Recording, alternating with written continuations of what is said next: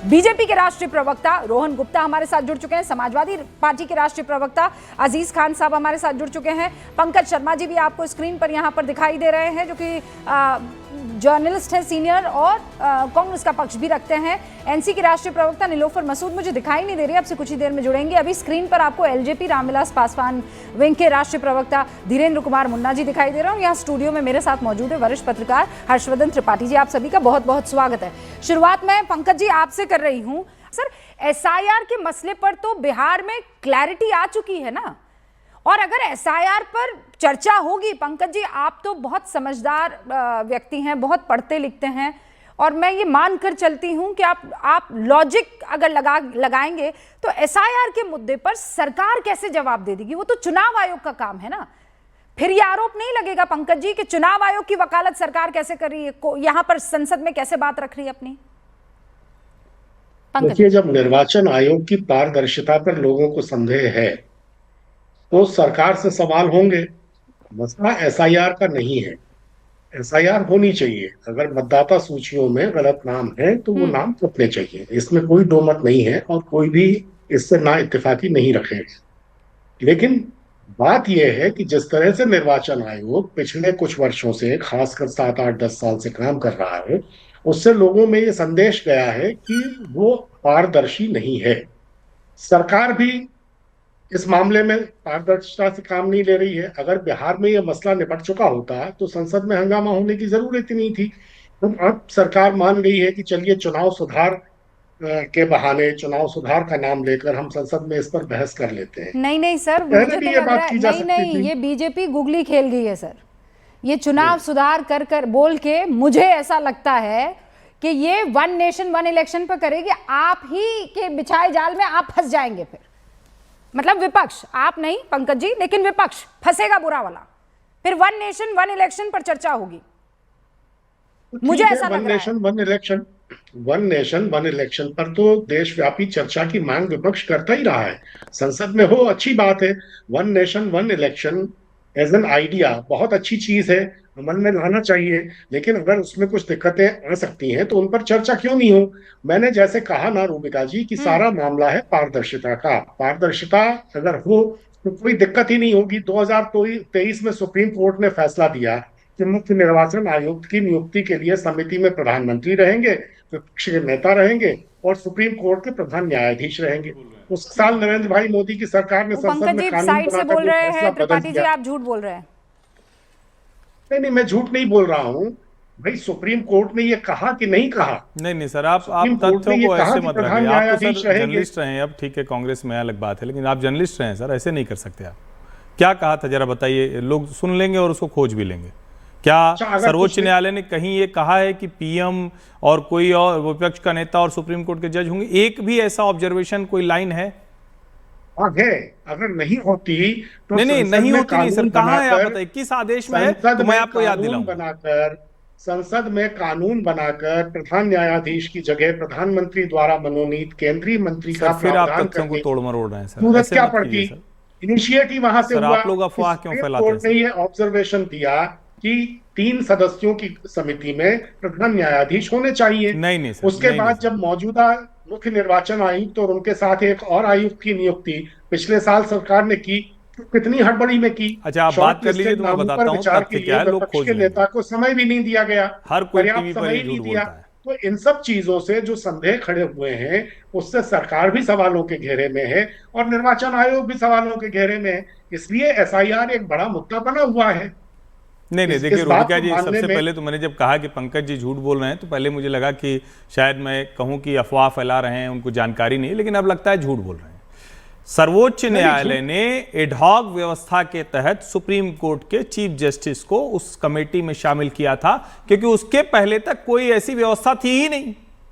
और बाकायदा सरकार से कहा कि आप एक व्यवस्था तैयार कीजिए, कैसे मुख्य निर्वाचन आयुक्त और निर्वाचन आयुक्तों की नियुक्ति होगी बताइए। सरकार ने वो व्यवस्था बना दी। अब प्रधानमंत्री, नेता प्रतिपक्ष और एक और कोई जो प्रधानमंत्री का नामित होगा उसमें होंगे। पहले एग्जीक्यूटिव ऑर्डर से पास होता था, पंकज जी की पार्टी वही किया करती थी। तो झूठ बोलना, अफवाह फैलाना पहले बचना चाहिए। दूसरा, एसआईआर की प्रक्रिया पारदर्शिता के लिए ही तो है। क्या अशोक रोड पर स्थित केंद्रीय चुनाव आयोग के दफ्तर में हो रही है प्रक्रिया, या बीएलओ के द्वारा घर घर जाकर फॉर्म बांटकर उसका वेरिफिकेशन करके हो रही? दोनों अंतर समझिए। देखिए, लगातार टीवी पर झूठ बोला जाता है नेताओं के द्वारा, तथाकथित पत्रकारों के द्वारा। क्या कह रहे हैं कि पारदर्शिता के लिए क्या होगा?